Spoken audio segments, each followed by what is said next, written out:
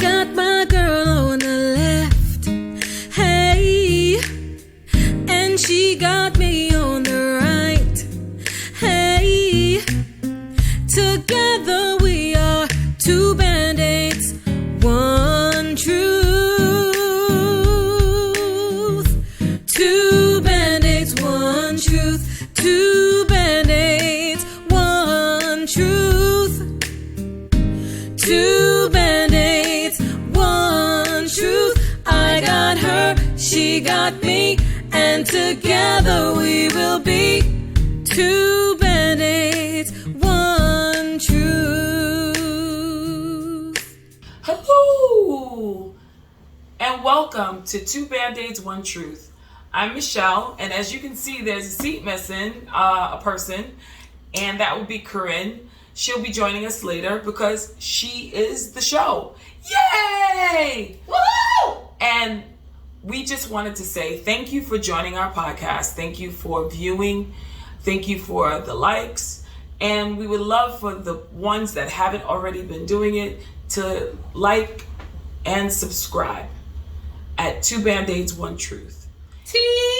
TWO, B is in Band-Aid, A is in Apple, N is in Nancy, D is in David, A is in Apple, N is in Nancy, D is in David, A is in Apple, I, D is in David, S, ONETRUTH.com. Y'all know how to spell com, right? Not con as in I'm gonna con you, but com, C-O-M as in Mary, yo. So our guest is spelling it out for us because she does that way better than I do. And so without further ado, I'd like to introduce the artist IAM Karine. Hello. How you doing? So this is going to be a slightly different show because normally we're and just to give a refresher, we're two high school friends that have been friends for a span of a lot of years. And what we discovered about one another is that we sometimes do not agree on subjects, and we have usually great discussions, sometimes debates, and even heated arguments about different subjects that we may not agree on. But what we have is mutual respect for one another. And not to interrupt, but there are times when we actually do agree on things. Yes, we do. And so we thought that we would bring our debates or ideas and thoughts to you, the audience, and let you weigh in on it. But today is special because not only are we co-hosts together, but Karine is a vocal artist, and she's been hitting the grind hard with making her album and putting out singles. And so far, she has put out a single called This Is Who I Am, in which you can view the video over all social platforms, and you can download and buy it, purchase it after the show. But I wanted to briefly interview Karine and give you some background to who she is as an artist, and you can get to know her because she's recently won the semifinals at Showtime at the Apollo. So we're very proud of her here at Two Band-Aids, One Truth, because that's little do people know, many are called, few are chosen, if you know. So Karine, welcome to your show. Thank you very, very much. And I wanted to just give an audience a taste of briefly about who you are. So tell us, who is Karine? Karine is an overcomer. Karine is a child of God. Karine is strong. Karine has been through some things. Oh my gosh. Karine loves music. Karine is genuine. And I'll give you one more. Karine is love. Awesome. That's a great answer. What I'd like to know is, how did you start in music? Were you trained as a child? Is this something that you discovered as you got older? Give us a little history about that. Okay, I guess my musical journey began with piano lessons. For whatever reason, my mom bought a piano, and she's like, because I had to ask her one day, I said, Mommy, why did you make me take piano lessons? She said, I just wanted you to learn how to play the piano. And, I enjoyed it as a child. I played Beethoven, I played Chopin, I played Mozart. I love classical music. To this day, I love classical music. My singing began in elementary school. I'll never forget. It was during the Christmas season, and Miss Wong, my music teacher, asked for 3 of us to sing this song called Have Yourself a Merry Little Christmas. And when we started singing it, she heard me sing, and she was like, no, you have to sing this by yourself. And she gave the other 2 girls another song to sing. And that was my first solo, and that was the beginning of me singing. Regrettably, even though I started singing, I always sang in fear. I was always afraid of the audience. So even though I sang out of, I was petrified every time I took the microphone. It was that way in elementary school. It was that way in junior high school. I auditioned for LaGuardia. I got in for both instrument and voice. It was like that throughout high school. And I went to college. I decided, when I left high school, I was going to become an accountant. I took an accountant? Yes, an accountant. I completely gave up on music. From keys to numbers. To numbers. I took one accounting course and failed and said, okay, I'm going to go back to music. And and I've stuck with it ever since. But even then, again, music and me, we were one, but we were one with fear. Because even when I sang at different churches, or when people asked me to sing for different things, it was always out of fear. So how did you wind up overcoming the fear? Or have you overcome the fear? Oh, I've overcome the fear. Let's get that straight. Oh, awesome. So years ago, I was singing at a church as a background singer. And the lead vocalist wasn't there. So I looked around, I said, you know what, I'll do it. And after that one night, my fear was gone. It was the first time I took the microphone because I guess I wanted to, or because I was ready to. Right. And after that, I never had the petrified or the scared or, scared attitude of it. It was like, no, I own this. This is mine. And that's been my attitude ever since. Wow. So what I'm hearing is that it required for you to step out and have the desire to actually sing as opposed to someone volunteering you to sing. Yeah. Wow. That's interesting. How does that reflect in how you go about doing your music now?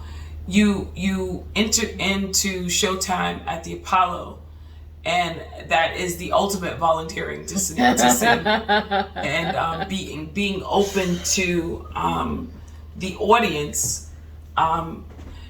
Did you have any regression? Did you, I hear of stories of people who walk out there and they're petrified because it's a different type of crowd. So what was the experience like at the Apollo? Believe it or not. And what made you sign up? I'm sorry. Well, it's funny. It was during COVID. They were accepting auditions online. And I said, what have I got to lose? Mm-hmm. So I submitted my my video for This Is Who I Am. And months later, they contacted me and said, yeah, we'd like for you to, to come and be a part of Amateur Night. Oh, so you sent in your actual music video? I sent in my actual music video. Oh, yeah. Okay. Does that feel like you're cheating a little bit? No, because everybody had to submit a video because they weren't taking in-person auditions. But were they music videos? Look, it got me. It got me in the door. That's all that matters. That's all that matters. Can you tell us who the lady is behind us? That's my mama. And she's the driving force too. Oof. Because she introduced you to music. It wasn't just that she introduced me. She sacrificed for me to do it.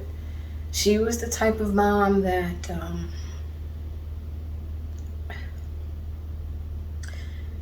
she would have holes in her shoes. And she sacrificed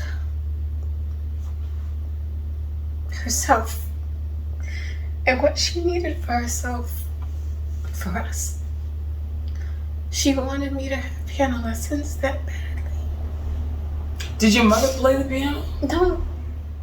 So she bought a piano, got you lessons, and your mother, did she have any musical background at all? Mommy didn't even finish school. Wow.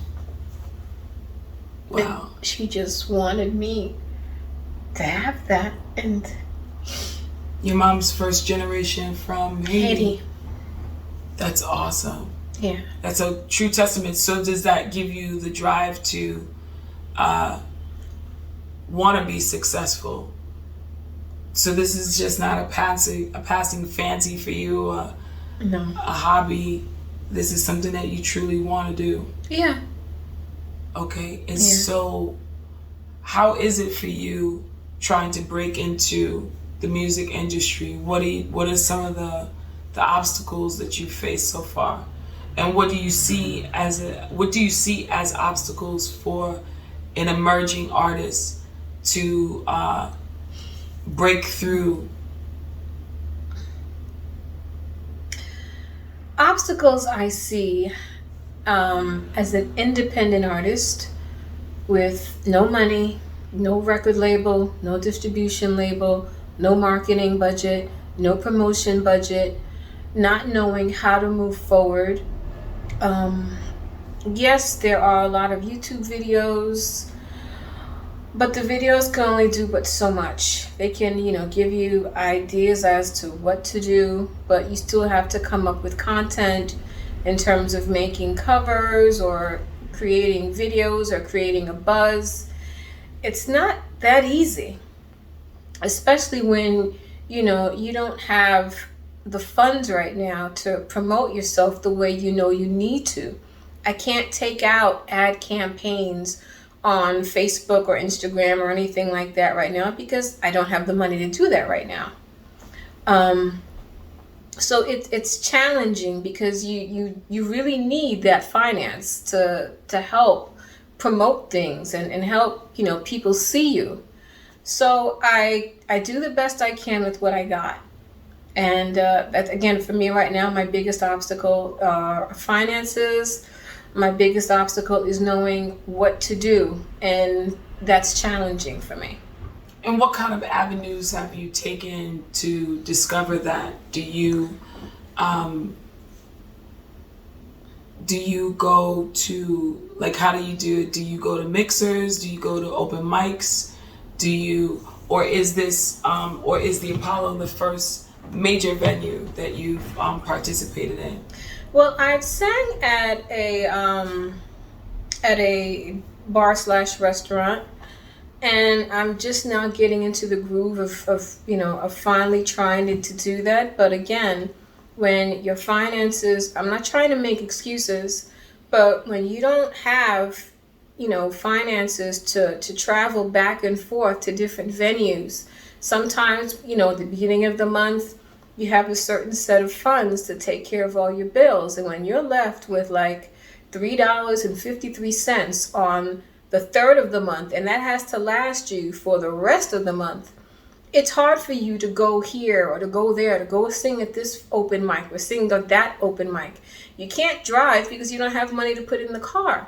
So it's not that, sometimes a person doesn't want to do certain things. It's that right now, for reasons, mine in particular, financial reasons, I don't have it like that right now.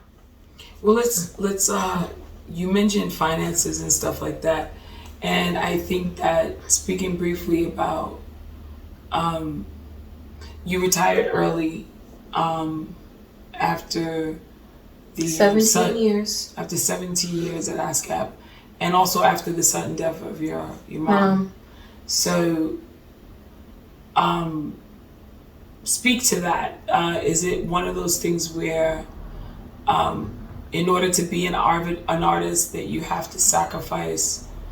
A certain amount of finances because you need the time to appear, you need the time to write, plan, and things of that nature? Or is it just because of your personal circumstances? My personal circumstances were my mom died, and I looked at where I was working. I was working at ASCAP and wondering, how am I going to move forward?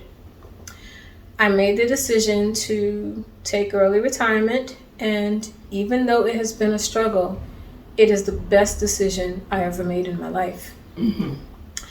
I want to do music. At the same time, I still have bills that I have to pay. I'm grateful enough that I have my own home, and I have tenants, and thank God they pay every month. So shout out to the tenants. Woohoo! Shout Thank out God to the for landlords great and the tenants. tenants. As far as me leaving ASCAP, it was a personal decision because I felt like I need to move forward with my life. I need to do something different, and I want to do what I want to do. And I just didn't want to spend another 5, 6, 10 years in the same position. I just wanted something different. Understood. That's, stepping out on faith, because this is two Band-Aids, one truth. Us being two Band-Aids, which is temporary solutions, and there's only one truth, which is God. So stepping out on faith and focusing on what you always wanted to do is admirable. It's something that so many people don't get a chance to do. So bravo to you. Thanks. Bravo to you. So what we have is the first record that you released is called what? This Is Who I Am. Mm-hmm. And give us a little background about how you came to write, because if I haven't said it already, Karine wrote the music, she wrote the lyrics, she, with some help, when she recorded, but she did all her background vocals. She did everything except press it down on the MP3. Wait a minute, I just want to make sure. I wrote the song, I did everything as she said, but I could not have done this song without John Adams, who helped me produce the song and who helped me arrange it. So thank you, John Adams. Thank you, John Adams. So tell us a little bit about This Is Who I Am. What is the story behind it?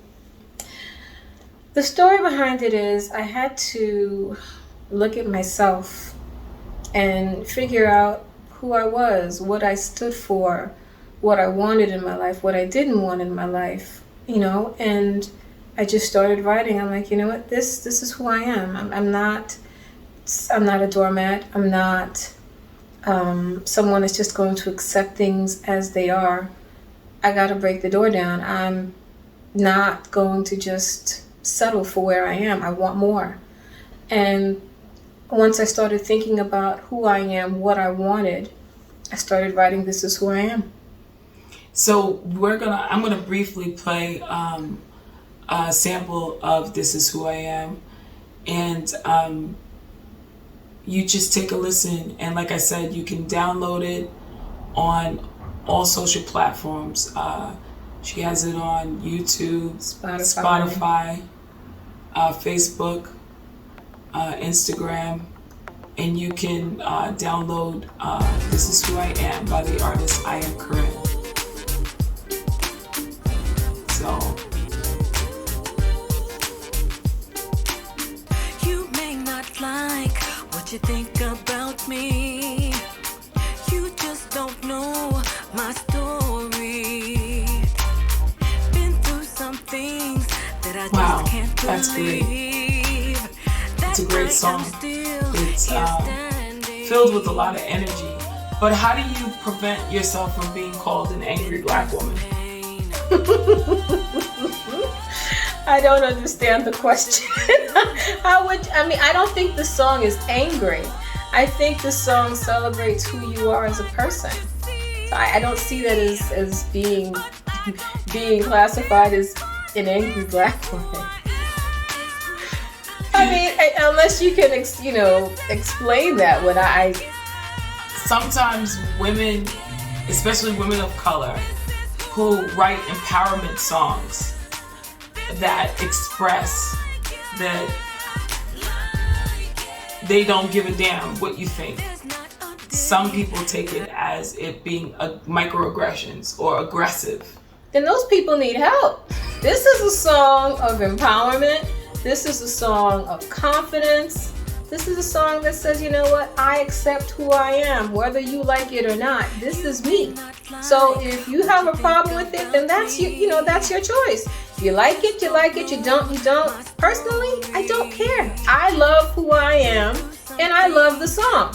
I hope you like it, but you're entitled not to. That's okay. Just don't bash it because you think I'm a quote-unquote angry black woman. This is not about anger. This is about confidence and acceptance in who you are. Period. And you heard it from Karine. I love it. I love it.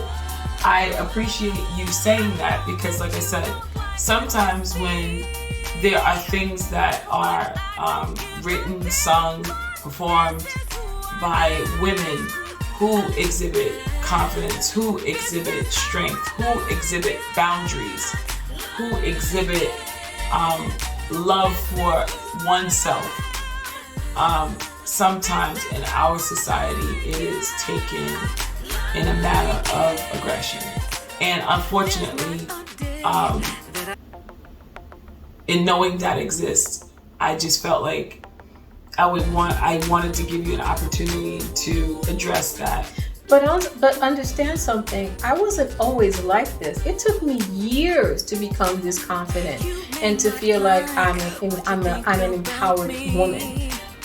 Growing up, I had extreme low self-esteem. I was a doormat.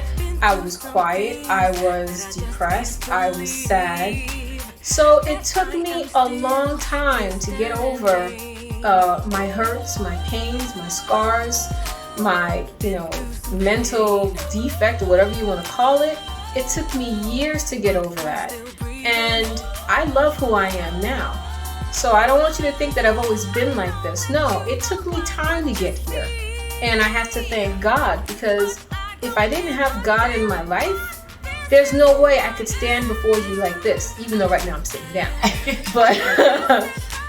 But I attribute God, and I give all glory, honor, and praise to God, because He transformed my life. He transformed my mindset. He transformed how I see myself. And anything I am is because of Him. So I thank God. I appreciate you saying that. So I have a question. Do you think that you would do a gospel album down the road? Definitely. Mm-hmm. I really appreciate that. Let's talk about a subject that behind the scenes it wasn't something that you necessarily agreed with.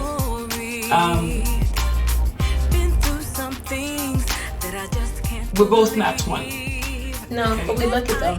Right. So with that said, do you think that there is more of an uphill battle for someone who is not 20 to enter into the music business and break through, as opposed to someone who is 20 or younger or in that age range? Yeah, I do, because it's like, I guess the industry wants young, impressionable looking people that I guess fit a certain look. And as you can see, I don't look like that. I am not the, size 2 or size 4 or size 6. I don't come close to that category. And I'm not in my 20s. I will leave it there. But when you hear me sing, you're not listening to my age. You're listening to my voice. You're listening to my gift. So if it's my gift that has gotten your attention, my age shouldn't matter, period. And I think that really needs to stop. Because it's not just me. There are so many artists out there who are not in their 20s who still have something to give. And for an industry to just be so focused on the youngsters, I mean, it's good to encourage them. It's good to put them out there. But people have lives. People have to live. When you're over 20 or over 30 and you still have a gift, it shouldn't matter how old they are. As long as they're willing to give it and to share it with you, what difference does it make how old they are? They have a gift. Let them give it to you. I think when we deal with and this is where the two Band-Aids, One Truth ideals or thoughts come into play. I think that we as a society have glorified youth and images of what society deems to be as attractive or sexual, as some would say, and it makes me feel like society is saying older people shouldn't be sexy, or older people shouldn't have sex appeal, or they shouldn't enter in things that some people feel like, well, you had your time to do it. And I do agree with you that ageism is not something that should be embraced.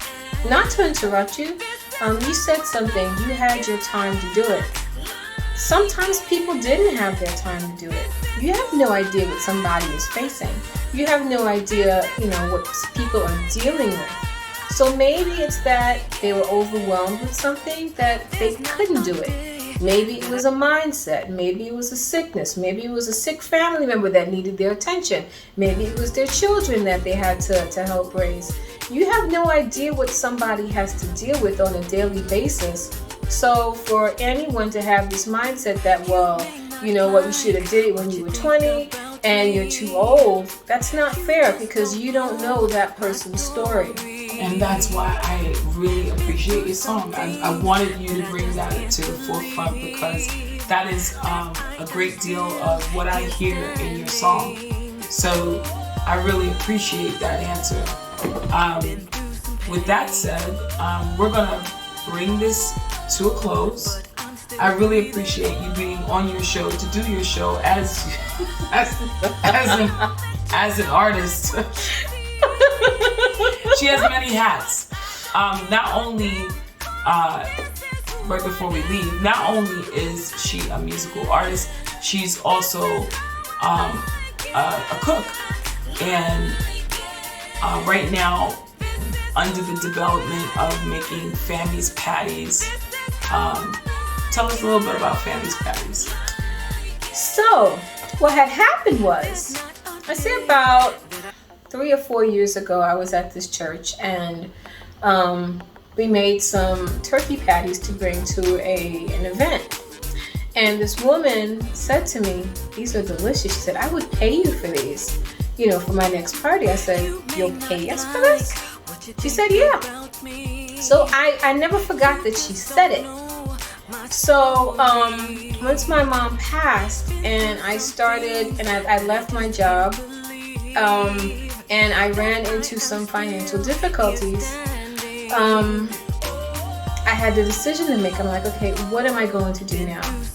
And, you know, my spirit said, well, what's in the house? I'm like, well, I can make patties. I said, but I don't have any money right now to make them, to sell them. So I was telling my friend over here, you know, my woes, and I was like, you know, I've only got about $3.53 in the bank for the rest of the month. So she says to me, if you had $100, could you sell patties? That is what you said, right? Mm-hmm. I said, could you? I said, yeah, I could definitely make them and sell them. So I made them, we sold them, and I was like, Michelle, here's your $100 back. She said, nope, that's for the business. And that was the birth of Family's Patties. And that is our business.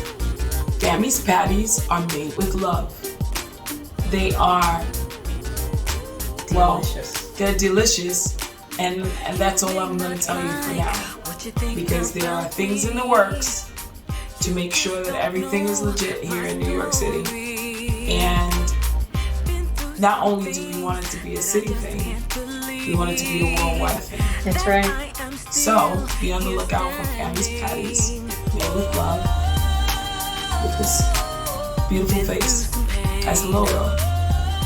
So again, I thank you very much for viewing Two Band-Aids, One Truth. I am Michelle, and I am Karine.